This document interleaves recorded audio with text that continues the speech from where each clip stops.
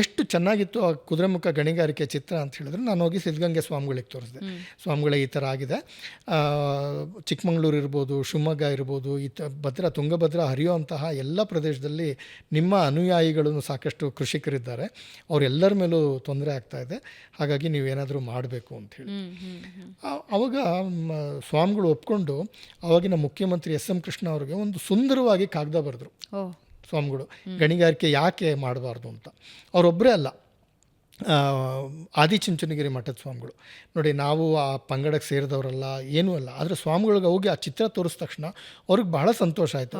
ಆದರೆ ಆ ಸ್ವಾಮಿಗಳಿಗೆ ನನಗೆ ಪರಿಚಯ ಮಾಡಿಕೊಡ್ದವರು ಅಂದರೆ ತುಮಕೂರಿನ ಒಬ್ಬರು ರಾಜಕಾರಣಿ, MLA ಆಗಿದ್ರು ಅವರು. ಎಷ್ಟು ಅವ್ರಿಗೆ ಬಹಳ ವೈಜ್ಞಾನಿಕವಾಗಿ ಮತ್ತು ಎಲ್ಲ ಅರ್ಥ ಆಗೋದು ಆ MLA ಅವ್ರಿಗೆ.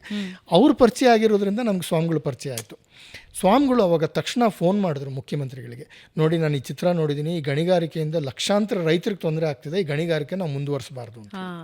ನೋಡಿ, ಅಲ್ಲಿ ಮಾಧ್ಯಮದವರಿದ್ದಾರೆ, ಚಿತ್ರ ನಿರ್ಮಾಪಕರಿದ್ದಾರೆ, ಸ್ವಾಮಿಗಳಿದ್ದಾರೆ, ಸ್ವಾಮಿಗಳನ್ನ ಪರಿಚಯ ಮಾಡಿಕೊಟ್ಟಂಥ ರಾಜಕೀಯ ವ್ಯಕ್ತಿ ಇದ್ದಾರೆ. ಇಷ್ಟು ಜನದ ಒಂದು ಸಂಗಮ ಆಗಬೇಕು ಅಂತ ಹೇಳಿದ್ರೆ ನಾವೆಲ್ಲರೊಟ್ಟಿಗೆ ಕೆಲಸ ಮಾಡಬೇಕು. ಆ MLAಗೆ ನಾನು ಕನ್ವಿನ್ಸ್ ಮಾಡಬೇಕು ಅಂತ ಹೇಳಿದ್ರೆ MLA ಅವರಿಗೆ ನನ್ನ ಬಗ್ಗೆ ನಂಬಿಕೆ ಇರಬೇಕು. ಅವ್ರು ನಮ್ಮ ತುಮಕೂರು ಜಿಲ್ಲೆ MLA ಅವರು.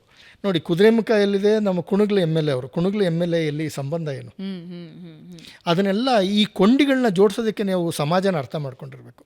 ಅದಕ್ಕೆ ವನ್ಯಜೀವಿ ಸಂರಕ್ಷಣೆ ಅಂತ ಹೇಳಿದ್ರೆ ನೀವು ಬರೀ ವನ್ಯಜೀವಿ ವಿಜ್ಞಾನವನ್ನು ಅರ್ಥ ಮಾಡ್ಕೊಂಡ್ರೆ ಉಪಯೋಗ ಆಗೋದಿಲ್ಲ. ಸಮಾಜ ಅರ್ಥ ಮಾಡ್ಕೋಬೇಕು, ಸಮಾಜದೊಟ್ಟಿಗೆ ಕೆಲಸ ಮಾಡಬೇಕು.